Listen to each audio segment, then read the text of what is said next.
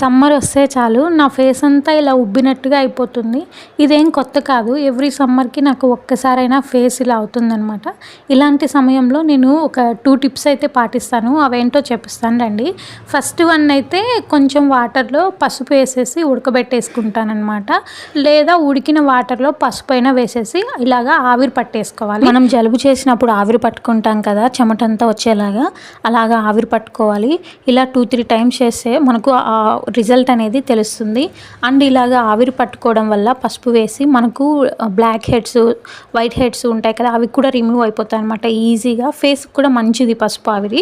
ఇది ఒక టిప్ అనమాట. ఇంకొక టిప్ ఏంటంటే, మనం అన్నం వండుతాం కదా, అన్నం వండేసిన తర్వాత మనం అన్నం మీద ఉన్న మూతని ఇలా తీయంగానే ఆవిరి వస్తుంది కదా, ఆ ఆవిరికి మన ఫేస్ అయితే ఉంచాలి.